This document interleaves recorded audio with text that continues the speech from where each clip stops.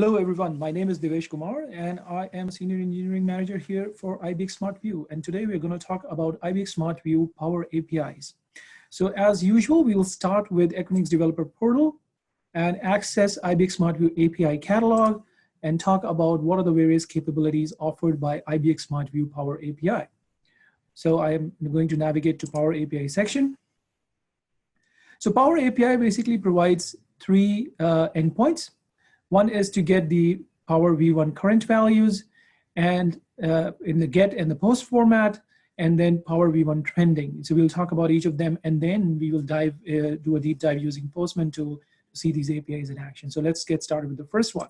So Power V1 current accepts authorization token, which you would have generated using your access token APIs.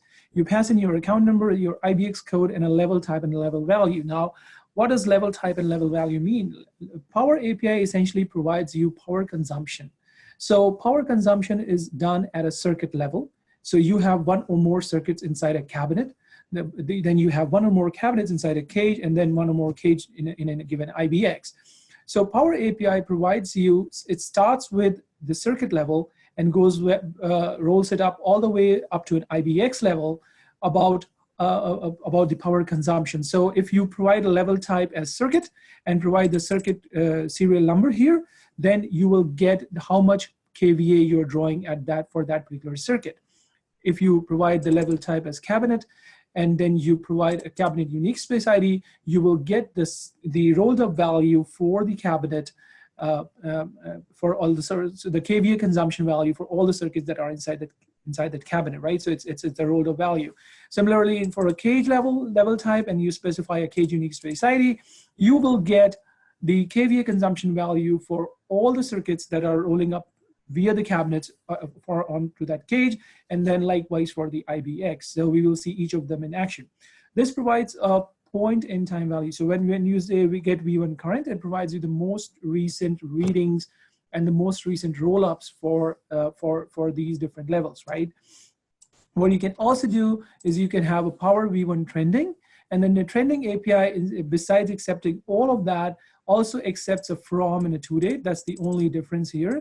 And here you will get the rolled up value for the circuit level or cabinet level or cage level or IBX level, but instead of getting just the one most recent value, you will get the range of values at your predefined interval using the trending API. So it's good for getting historical data of power consumption.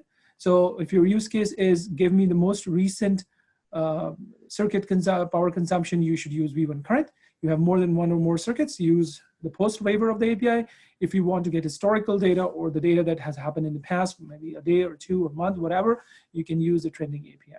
So this is how these endpoints are structured, and this is the capability of these endpoints. Let's do a deep dive into and see these APIs in action. So I'm going to use Postman tool to show you these APIs in action. So again, I will start at circuit level. I'll go to cabinet, cage, and IBX level, right? And here is where, where we saw Power Hierarchy APIs, which basically is the API that provides you the metadata, which is the cage, cabinet, and circuits that go in, that you own inside a given IBX. These APIs leverage that information and shows the kVA consumption information. So let's start with power current at the circuit level. So here I have, I'm providing for power current circuit. So this is the endpoint that we saw there. So here is the account number, the IBX, the level value circuit value is, I'm providing the circuit level value, which I got from the Power Hierarchy APIs. I'm providing the value, and authorization header I'm providing based on what I got from my auth token API.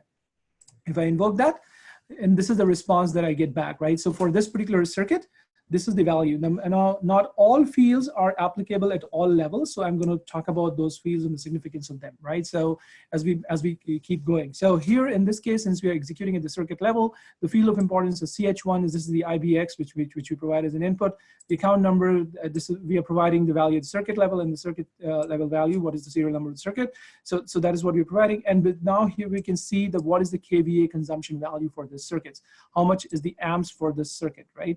What is the power factor for the circuit? What is the primary kVA for this circuit? So these are very, very important pieces of information as it relates to a circuit. And then you see for a circuit, you need to see the sold kVA. So this circuit can maximum support 3.328 kVA. And at this point in time, you're drawing 0.445. So the percentage kVA that you're drawing effectively is 13.371. So this is what you get from us when you invoke this information at the circuit level. And then you can see the comparison data point for this same percentage kVA for yesterday, last week, last month. And then you get the peak values for that. And also you can see when was the circuit value last read and last updated in the system. So this is, again, very, very important piece of information as you go along to get the power information. Again, just to remind you, this is, I'm invoking power current API, not the trending one. Moving on to the next one. So getting power current at the cabinet level. So in this case, again, exactly same piece of information. However, instead of circuit, now we are going one level up to the cabinet. So I'm providing the level value as level type as cabinet, level value as the unique specialty of the cabinet, and then providing the authorization token as what we got. So if you invoke this particular API, you get the power draw for individual circuits inside that cabinet, and then that information has been rolled up to a cabinet level. So now you get the IBX, the account number, the cabinet unique space ID, and then the kVA here is the summation of all the circuits that are going inside the cabinet, right? And then similarly, amps is the summation of all the circuits that's going inside the cabinet. And here you can see the percentage. So each cabinet has a cabinet rating. So, or the maximum power that it can support. So that way, that value you will see only populated for cabinets, not for circuits, cages, or IBXs for that matter. And similarly, you will see contractual kVA only populated for cages and IBXs and not for any other level, right? So we are at the cabinet level, so this is the cabinet rating. And if you see how much power we are drawing vis-a-vis what it can support, that's your percentage. And you can, as you can see, clearly we are overdrawing here. And then the same set of values, percentage kVA values for the yesterday, last week, last month, and last quarter. And then the peak values are also provided to you for your reference. And again, the same thing, when was the circuit information last read, last updated in the system, which is rolled up at the cabinet level last time in the system.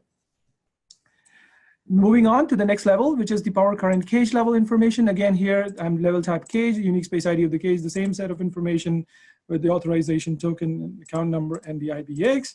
If you invoke this particular one, you will get similar set of information to start with. Now this kVA value is the value of the kVA for the circuits that are rolled up for all the, so all circuits are rolled up to the cabinet, all cabinet values are rolled up to cage. So you can see this is the kVA for the cage, this is the amps, summation of all this amps for the circuits. And then this time you will see that there will be no value for cabinet rating. However, there will be a contractual value of 2.4, which is what you have purchased for that particular cage. And then percentage kVA is basically what you're drawing divided by the contractual value. Again, clearly we are overdrawing here. And then the same pieces of information here, followed by when was the last time the circuits were read, and when was this last time the roll-up was done by the system. Again, this is value in long.